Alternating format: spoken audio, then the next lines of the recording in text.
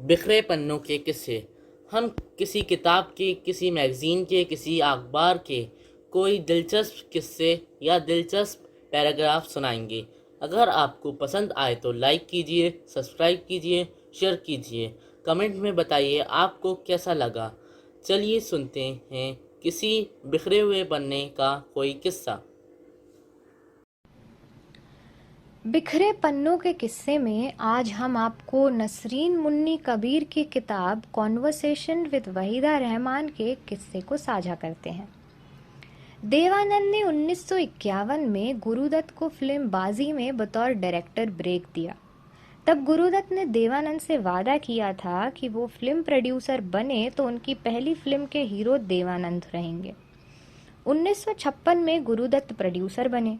अपने असिस्टेंट राज खोसला को ब्रेक दिया और इस फिल्म में पहली बार वहीदा रहमान भी काम कर रही थी।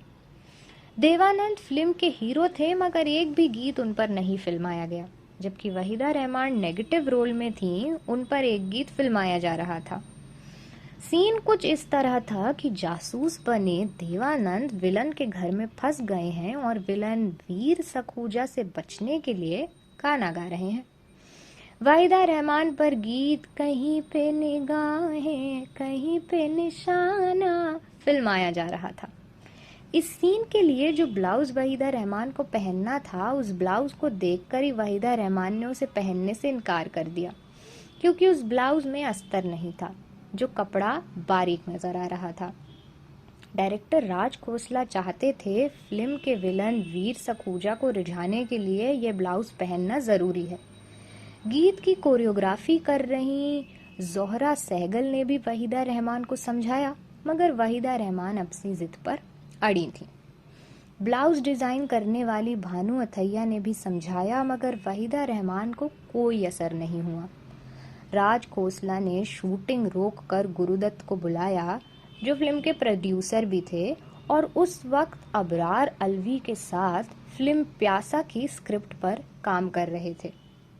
शूटिंग नहीं होने से देवानंद भी परेशान थे, क्योंकि उनको दूसरे दिन स्विट्जरलैंड जाना था, जहां उनकी बीवी कल्पना कार्तिक को बेटा हुआ था।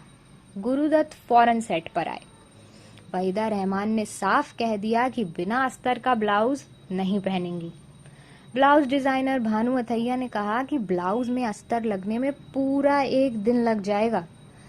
देवानंद को भी जाना जरूरी था। तब गुरुदत्त ने सुझाव दिया, ब्लाउज पहने मगर उसके ऊपर दुपट्टा डाल लें। ऐसा ही हुआ।